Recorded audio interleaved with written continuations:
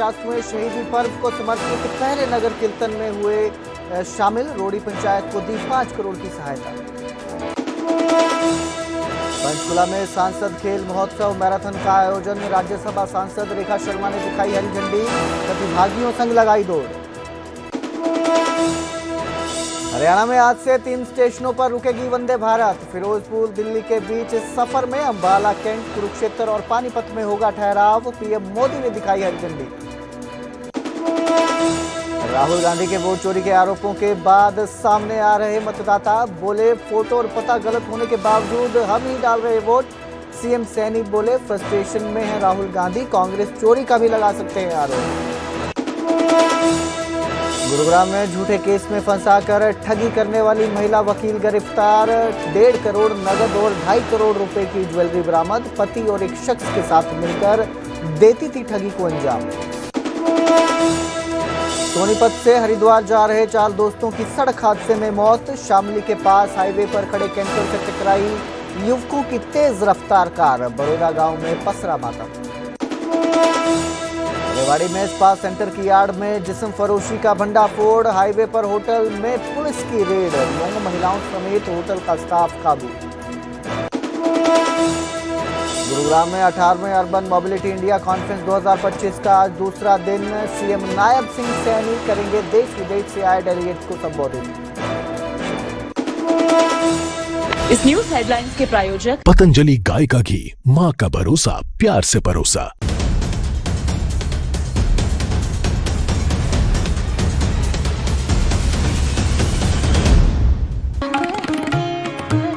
सौ 50वें शहीदी दिहाड़े ते सजदा करिए। 9वीं पातशाही दी कुर्बानी नूं याद करिए। पंजाब नूं साफ सुथरा रखण दा अहद करिए। आओ मिशन क्लीन पंजाब मुहिम दे नाल जुड़िए। 350वें शहीदी दिहाड़े नूं समर्पित न्यूज़ 18 पंजाब हरियाणा दी मुहिम मिशन क्लीन पंजाब सोमवार तो लगातार। नमस्कार, स्वागत है न्यूज 18 पंजाब हरियाणा में। मैं आपके साथ कुलदीप भारद्वाज। हरियाणा प्राइम की शुरुआत करेंगे सिरसा से, जहां मुख्यमंत्री नायब सिंह सैनी आज रोड़ी गांव में पहुंचे।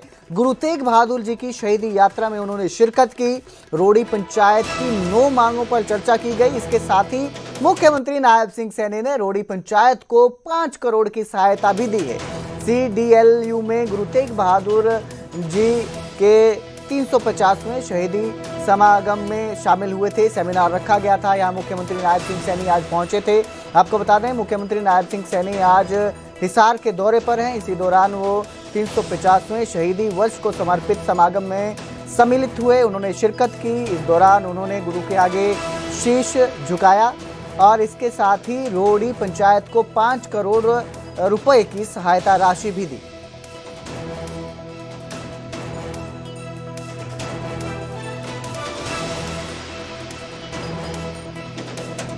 हम इतिहास के वो पन्ने खोल रहे हैं जिनका हर क्षण त्याग, तपस्या, बलिदान और मानवीय मूल्यों के संरक्षण के लिए सबसे ऊंची मिसाल रहा है।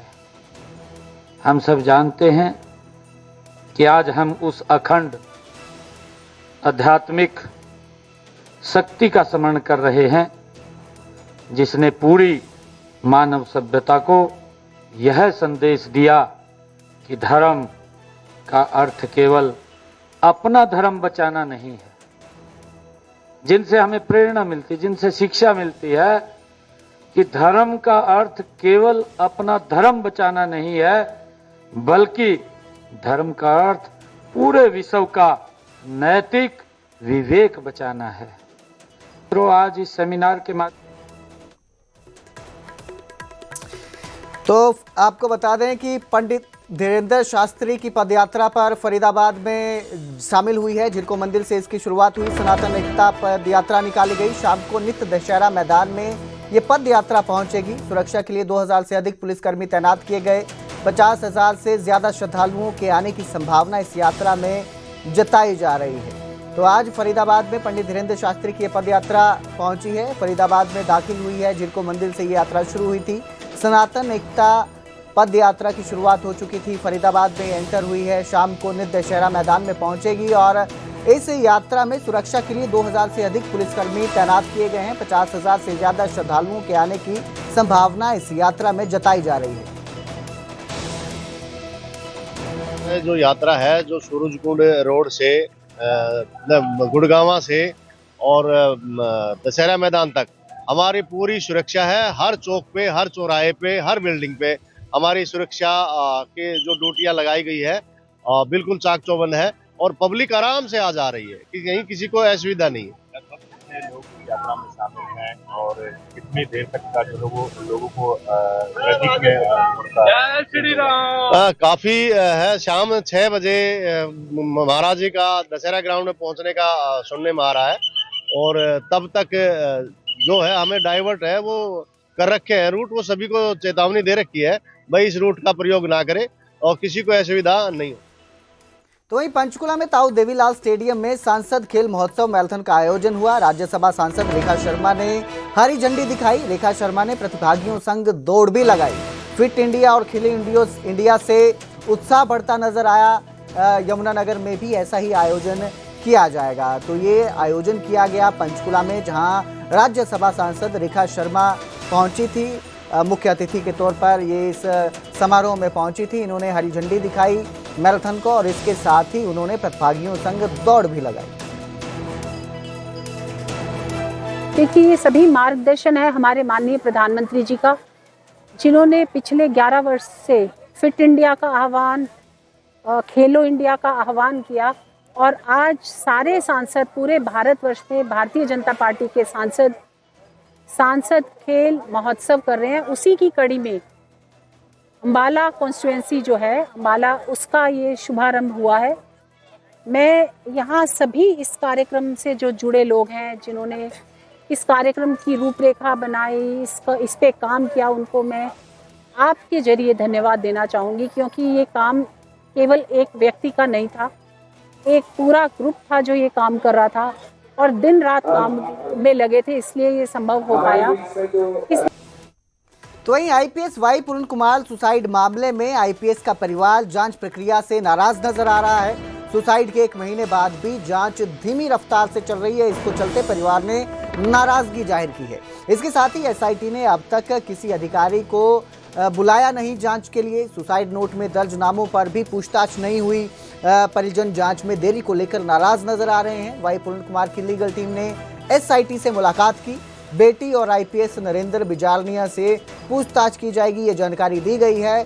सुसाइड नोट में 12 से ज्यादा अफसरों के नाम दर्ज हैं, लेकिन परिवार नाराजगी जता रहा है कि 1 महीना बीतने के बाद भी अभी तक इस मामले में जो जांच है उसकी रफ्तार धीमी पड़ चुकी है। जो आपको बता दें कि 7 अक्टूबर को आईपीएस वाई पूर्ण कुमार ने अपने घर में गोली मारकर सुसाइड कर लिया था, जिसके बाद इस मामले में जांच की जा रही है। एसआईटी गठित की गई है, लेकिन अब परिवार जांच प्रक्रिया से नाराज नजर आ रहा है।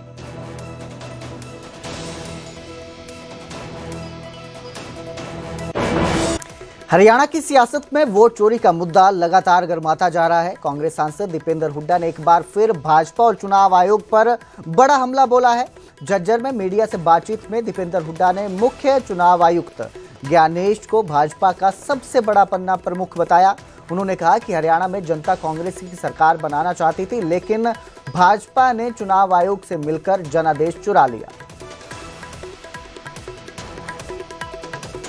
तो ये सारे तथ्यों के साथ, मुख्य प्रमाणों के साथ राहुल गांधी जी ने जो ये सारी बात देश के सामने रखी है, ये साबित हो गया है कि मतदाता सूची में बड़े पैमाने पर चुनाव आयोग के साथ मिलीभगत करके भारतीय जनता पार्टी ने लाखों वोटों की हेराफेरी करने का प्रयास किया। हरियाणा में लाखों ऐसी वोटें बनाने का कार्य किया गया जिन पर प्रश्न चिन्ह लगा। कहीं ना कहीं जो मुख्य चुनाव आयुक्त हैं ज्ञानेश कुमार जी, वो मुख्य चुनाव आयुक्त ना होकर भारतीय जनता पार्टी के मुख्य पन्ना प्रमुख की भूमिका में कहीं ना कहीं आज प्रश्न चिन्ह लग रहे हैं। तो ये एक स्थिति आज आई है। ये शुरुआत से एक बात हरियाणा के में ये आई थी कि लोगों की जन भावना के आधार पर सरकार नहीं बनी थी। नायब सैनी जी की अगर हम शब्दावली में कहें तो ये व्यवस्थाओं के से मैनेज मैंडेट और मैनेज रूप से सत्ता में भाजपा काबिज हुई। साम दाम दंड भेद का व्यापक दुरुपयोग किया गया, यंत्र मंत्र तंत्र का प्रयोग किया गया और चुनाव आयोग से मिलीभगत करके चुनाव के रिजल्ट को मैनेज करने का कार्य भारतीय जनता पार्टी ने किया हरियाणा के अंदर। और अब जिक्र करेंगे रेवाड़ी का, जहां हाईवे किनारे एक होटल पर पुलिस ने रेड की। स्पा सेंटर की यार्ड में इस होटल में देह व्यापार का कारोबार चल रहा था। पुलिस ने 9 महिलाओं और होटल के कर्मचारियों को पकड़ा है। डीएसपी रविंद्र कुमार के नेतृत्व में ये कार्रवाई की गई। फर्जी ग्राहक बनाकर पुलिस ने होटल में दबिश दी और 3 कमरे में आपत्तिजनक स्थिति में लोग मिले, जिसके बाद ये एक्शन लिया गया। होटल मैनेजर और स्टाफ को भी गिरफ्तार किया गया है।